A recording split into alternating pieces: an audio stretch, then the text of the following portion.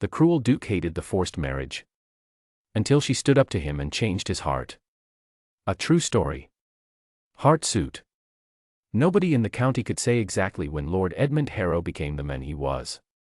Some blamed the years. Some blamed the woman who had left him long ago, the one whose name he never said out loud anymore. Others said he had simply been born with a cold heart, the way some men are born with dark eyes or heavy hands. Whatever the reason, by the time he turned 38, Edmund was known for three things: his enormous estate, his sharp tongue, and the way a room could go quiet the moment he walked into it. He had never planned to marry. He had decided against it quietly, the way a man decides to stop hoping for something after he has been disappointed enough times. His uncle, however, had other ideas. Old Lord Henry Harrow was a sentimental man who believed that his nephew's hardness was not a personality but a wound, and that the right person, placed close enough, long enough, could heal it. So, from his deathbed, old Henry arranged everything. He wrote it into his will with a steady hand: Edmund must marry before the year ended, or the estate, Harrow Hall, all 400 acres of it, with its oak trees and stone walls and 3 generations of family memory, would pass to a distant cousin. Edmund read the will in his study with a face like stone. Then he closed the document, set it on the desk, and stared out the window for a long time. He was not going to lose his home.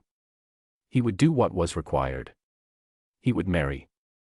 But he would not pretend to be happy about it. Clara Voss arrived at Harrow Hall on a grey Tuesday morning in early autumn. She came in a plain carriage with one small trunk and a book tucked under her arm.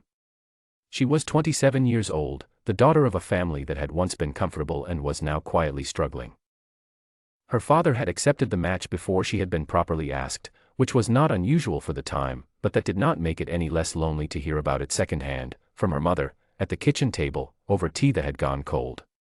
Clara had not cried about it. She had thought about it for 3 days without sleeping much, and then she had decided something privately, the kind of decision that does not make a sound but changes everything. She would go into this marriage with her dignity fully intact. She would not beg for warmth she was not offered. She would not shrink herself to fit a space that was too small for her. She would simply be herself, clearly and without apology, and whatever came of that would come. Edmund did not greet her at the door. He sent the housekeeper, a gray-haired woman named Mrs. Aldridge, who had the kind face of someone who had witnessed many difficult things and chosen, each time, to respond with kindness.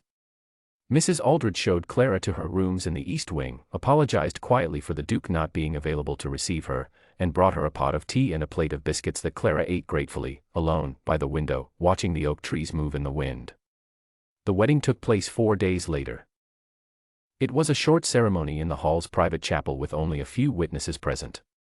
Edmund stood at the front with his hands clasped behind his back and a look on his face like a man completing paperwork. Clara stood beside him in a dress the color of cream and said her words clearly, without trembling. When it was over, Edmund gave a brief nod, as though acknowledging the conclusion of a business meeting, and walked away without taking her arm. Life at Harrow Hall settled into a strange and uncomfortable quiet. Edmund ate his meals alone. He conducted his business from his study and saw Clara only when they happened to cross paths in a corridor, at which point he would give a short nod and continue walking. He did not ask about her health or her comfort. He did not invite her to join him for anything. He had decided, without stating it plainly, that the most honest thing he could do was to simply leave her alone and let her understand the shape of the arrangement. They were legally bound, not genuinely connected, and he had no interest in pretending otherwise. Clara understood the shape of it very quickly. She did not fight it immediately. Instead, she watched. She was good at watching. She noticed that the household accounts had not been properly reviewed in months. She noticed that 2 of the kitchen staff had not been paid correctly. She noticed that the garden, which must have once been beautiful given the bones of it that still remained, had been left to become a tangle of weeds and overgrown hedges. She noticed that the library, which was the finest room in the house by a considerable distance, smelled faintly of neglect. She began, quietly, to do things. Not because anyone asked her to. Not because she wanted Edmund's approval. Simply because things needed doing and she was there, and being useful had always been her way of feeling calm. She corrected the household accounts. She spoke to the cook about the kitchen staff's wages and brought the discrepancy to Mrs. Aldridge's attention with enough tact that it was resolved without embarrassment. She spent 3 mornings in the garden with a pair of gloves and quiet determination, and by the end of the third morning, the roses that had been buried under weeds had begun to appear again.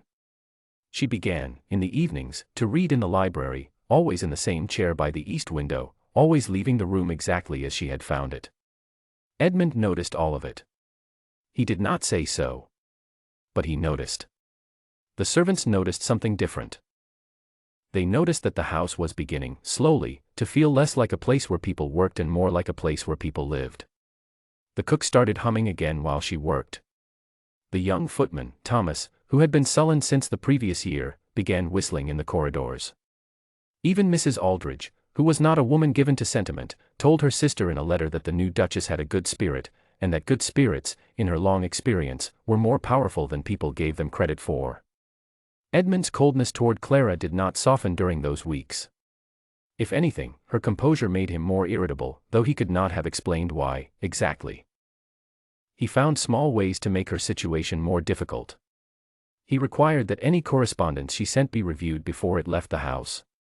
He restricted her use of the carriage without his prior approval. At a dinner with neighbors in the third week of their marriage, he introduced her with such flat, formal language that the guests exchanged brief uncomfortable looks over their glasses. Clara sat through the dinner with her spine straight and her expression calm. She spoke when spoken to, answered questions with intelligence and warmth, and laughed once, genuinely, at something one of the neighbors' wives said. Edmund watched her from across the table and felt something he could not immediately name. It took him several days to recognize it. It was the feeling of being wrong about something. The night everything changed came on a cold Thursday in October.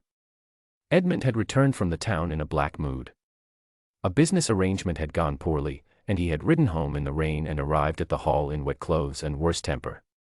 He went to his study to change and found, upon passing the sitting room, that Clara was inside, standing at the writing desk, speaking with his solicitor, Mr. Graves, in a low, serious voice. There were papers on the desk between them.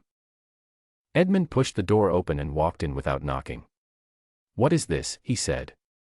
His voice had the edge he used when he wanted a room to feel smaller. Mr. Graves turned, surprised.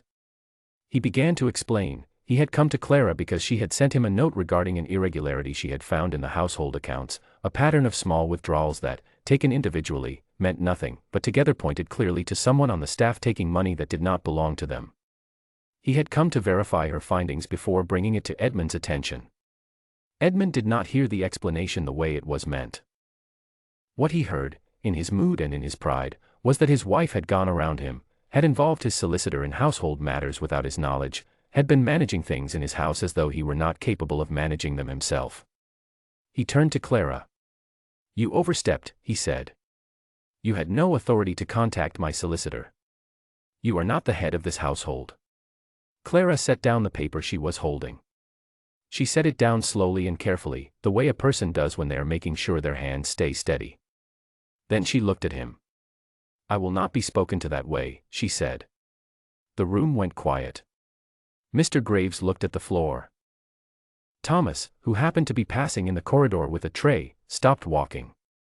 Edmund stared at her. In his memory, no one had ever said those words to him in that tone. Not calmly. Not without flinching. Women in his experience either became tearful or became silent. Clara did neither. She held his gaze with a steadiness that felt, somehow, heavier than anger. "You may be the head of this household," she continued, her voice still even, still quiet, "but I am your wife, not your servant. I have not asked you for affection. I have not asked you for kindness beyond what is decent. I came into this house and I have tried to be useful, and I have asked for nothing in return. But I will not stand in my own home and be spoken to as though I am beneath you, or as though the work I have done here means nothing. If I overstepped in bringing this matter to Mr. Graves, you may say so privately. You do not need to say it like this." She picked up her papers from the desk. "Mr. Graves," she said, turning to the solicitor with perfect composure, "thank you for your time. I will leave the rest in your hands." Then she walked out of the room. Edmund stood where she had left him. The fire was burning in the grate. The rain was still coming down outside. Mr. Graves quietly gathered his coat and made his excuses and left. Thomas in the corridor began walking again, very quietly, in the opposite direction. Edmund sat down in the chair by the fire and did not move for a long time. He thought about what she had said. He turned each sentence over the way a man turns a stone over to see what is underneath it. He had expected anger from her, or tears, or both. He had not expected that. He had not expected such clean, precise honesty, delivered without malice and without weakness. It was, he realized slowly, the most direct anyone had spoken to him in years. Perhaps ever. He also thought about what Mr. Graves had said. That Clara had found the irregularity herself. That she had been protecting the estate. His estate. Without asking for credit, without even telling him directly, because she had known he would not receive it well from her. She had simply done what needed to be done and quietly passed it along. That thought sat in his chest in an uncomfortable way for a long time.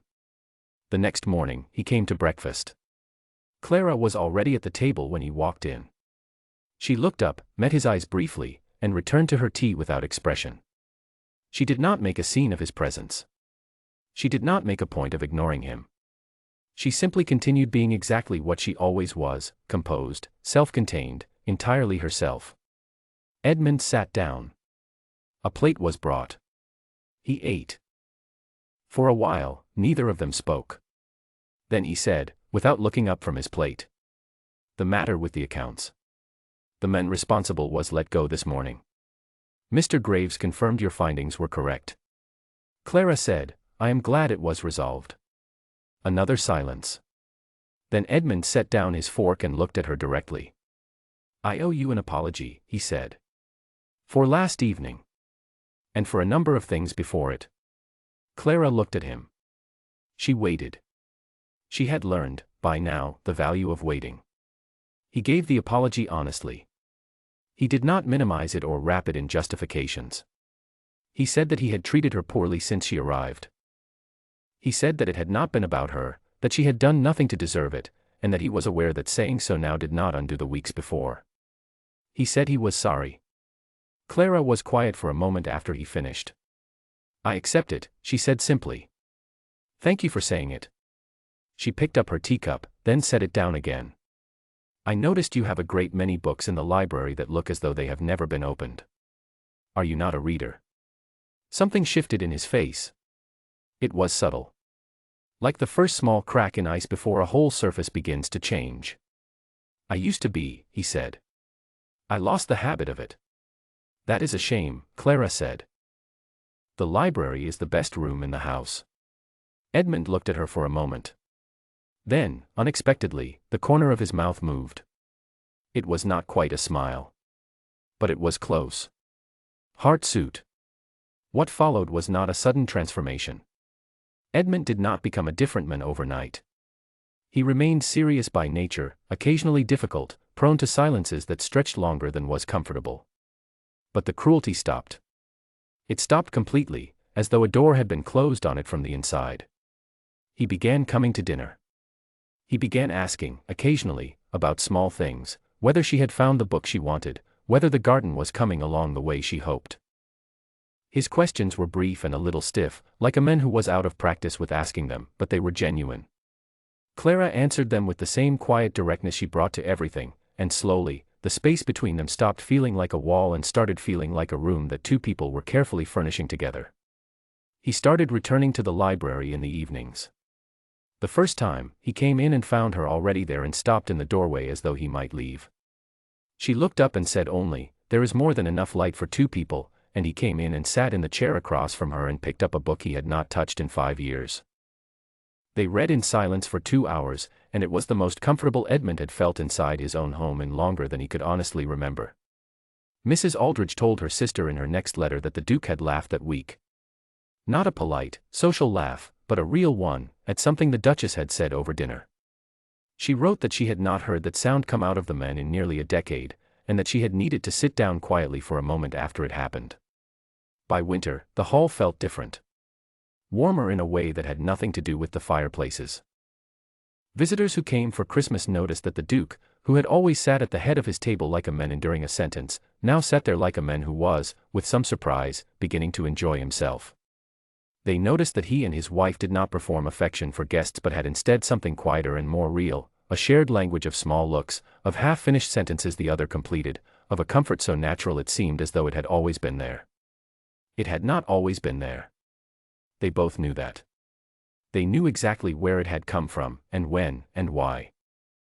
It had come from a cold October evening, and a woman who had decided, quietly and without drama, that she knew her own worth. It had come from a man who had been wrong about many things and had found, at last, the rare courage to say so. In the spring, one of the neighbors' wives visited for tea and found Edmund standing in the garden beside Clara, listening carefully while she showed him something about the roses she had brought back from their buried, overgrown state. He was not reading. He was not looking at the horizon with his usual distant expression. He was looking at his wife. His hands were in his pockets and his shoulders were relaxed, and his face, which had been famous for its coldness, was open in a way that the neighbor's wife had never seen in all the years she had known him. She mentioned it to her husband that evening. He looked happy, she said, still a little surprised by it. Her husband said he supposed that was what happened when you married the right person. His wife thought about Clara Voss, the woman who had arrived at the cold hall with a small trunk and a book and a quiet, unshakable sense of who she was. The woman who had not tried to change a cold man by loving him into warmth, but had simply refused, firmly and with grace, to be made less than herself by him. And in doing so, had shown him exactly what it looked like to live with a whole heart, and had made him want, for the first time in a very long time, to try it himself. "Yes," said the neighbor's wife softly. "I suppose it is. Heart suit. End."